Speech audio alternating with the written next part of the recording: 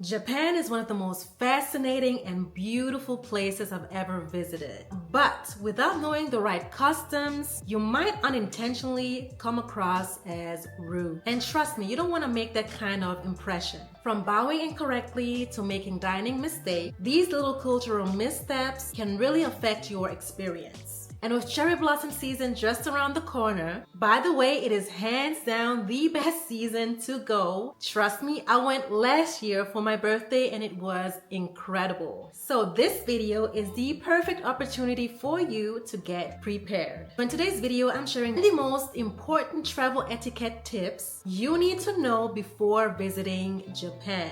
And at the end, I've got a tip that could save you from an awkward situation. You won't want to miss it, so stick around.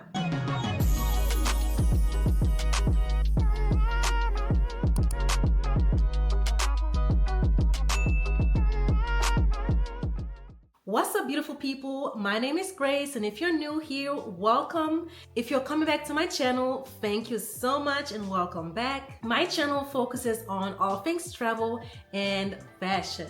Now, last year I spent 3 weeks in beautiful Japan, and there was one thing that really stood out to me, and that is respect. In Japan, respect is everything. In April 2024, just before I started my journey to Japan, Kyoto even had to restrict tourists from getting into certain areas of the Gion district. Why? Because they were so disrespectful towards the geishas. Can you believe that? This is just so insane to me. So that's why in this video, I wanted to break down the do's and don'ts of Japan's travel etiquette. Because when you respect the culture, I believe you can experience it on a way different level. So let's get right into the video. Number 1 on my list is bowing. Now, this one is more than a gesture. This is one of the first things you will notice when landing in Tokyo. People bow all the time. But here's the thing though, there are different types of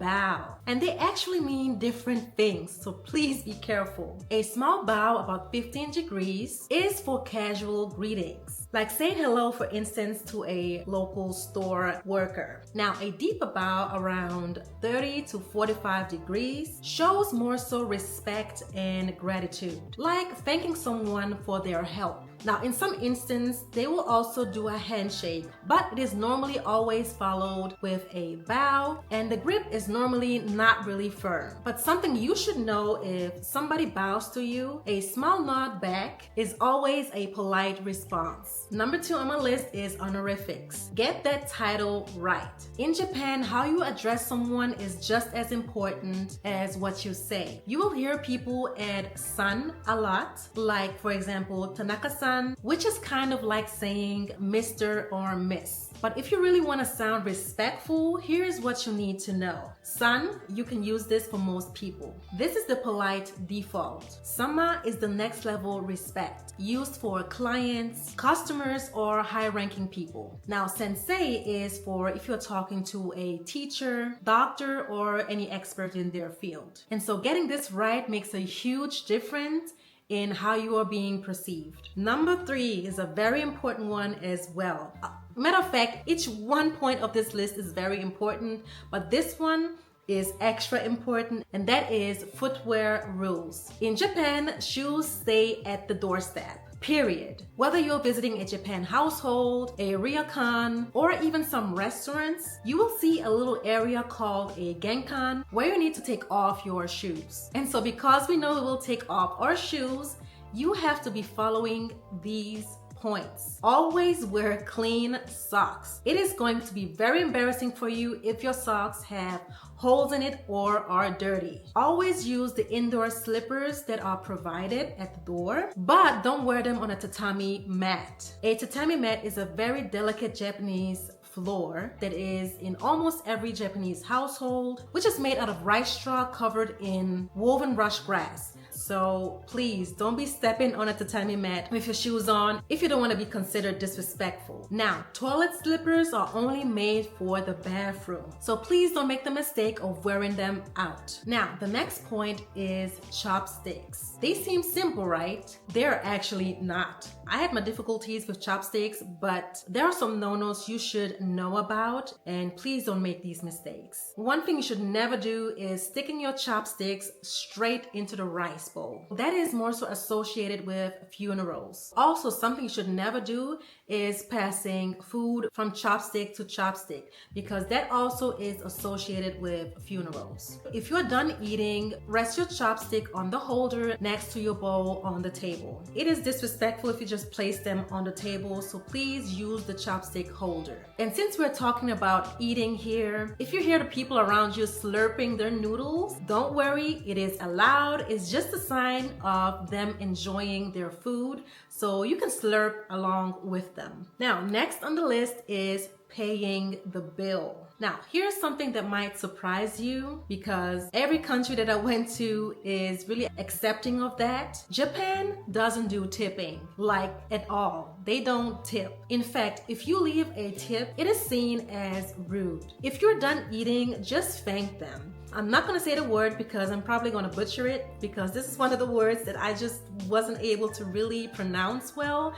But basically, just thank them and it's all good. Also, instead of handing money directly to the cashier, place it on a little tray by the register and you're good to go as well. Now, the next thing that is something that tourists just forget, because I don't know, maybe foreigners are just very loud in general, but public behavior is very important in Japan. Matter of fact, silence is very important in Japan. Let's just say that. So if you are in public places like trains, buses, even sometimes restaurants, refrain from speaking loudly. People will side-eye you, okay? Put your phone on silent and don't even start a conversation on the phone on trains or over public transportations. And next, always stand in line. Don't even try to cut someone in line, okay? That's a big no. And if you are in the Kansai region like Osaka or Kyoto, stand on the right side of the escalator. But in Tokyo, stand on the left side. Yup, even escalators have etiquette, so please get that one right. Now, something that I had a debate online with my followers was that cash is king. For me, at the time that I traveled, I felt like cash is king, but some people said that you could also just use credit cards everywhere. I beg to differ, really, because when you are in Tokyo, in the bigger cities, yes, you can do just that and pay with your cards, but I still believe cash is preferred. Most smaller restaurants didn't take credit cards or any cards at all. They wanted cash. And some markets and temples don't take cards as well, so I always made sure to have some cash on me. If you ever traveled to Japan before, please let me know in the comments how you perceived that one. I felt like everyone preferred cash more than cards. So yeah, please let me know. Let's have a debate on this. Do you agree with me? Cash is king, or do you say, nah, cash is not king? Now, this is more so for people who are living or planning to move to Japan, and that is gift giving or bringing back souvenirs. In Japan, they call them omiyage, but these are not just random gifts. People bring them back for families, co-workers, or friends, and this is just a way of saying, I thought of you in my vacation. Now, you just don't bring something back and hand it to them. Gift wrapping or packaging is almost as important as the gift itself. And something that is also very important here is avoid bringing gifts in sets of 4. The number 4 sounds like death in Japanese, so it's basically a number people avoid.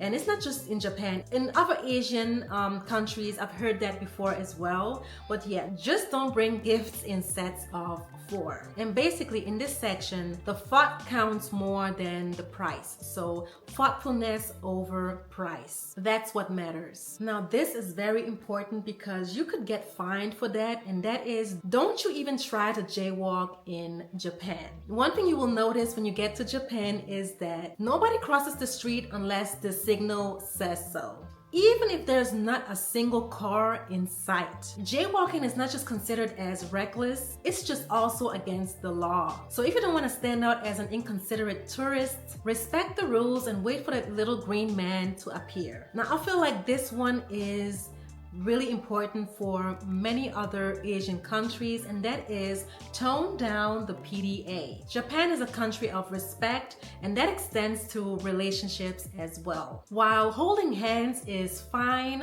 but hugging or kissing and other public displays of affection can make people around you feel uncomfortable. So keep it classy and keep the affection for when you're somewhere private. And this last bonus tip is the one thing you should never do when you are in Japan. You might not think that this is a big deal, but in Japan it is. Strong perfumes or colognes are a no-go. Now, I know I love to smell good, but in Japan, I had to tone it down. There's even a term for it, sumehara. I'm so sorry if I butchered that word. Basically, to translate that, it is smell harassment. In Japan, most people wear small to no fragrance. So if your perfume is super strong, people will notice. Just keep it light, even if you are just like me and just like to just spray it all over and just doing too much, but keep it light. Don't be harassing people with your perfume. And that's it. These are the most known etiquette failures. Knowing this will help you connect with the locals, avoid awkward moments, and just experience Japan the way it's meant to be enjoyed. And if you want to know about my 3 weeks Japan itinerary from last year, I will link it down below so you can have a look at it. So, which tip surprised you the most? Let me know in the comments. And if you traveled through Japan already and you have some other tips that I didn't mention in this video, please let me know, because I'll be traveling back to Japan this fall. So yeah, just keep it coming with all the valuable tips that I need to know. If you found value in this video, like this video, subscribe, and click on the notification bell for travel tips, travel guides, and more. Love you guys. Bye.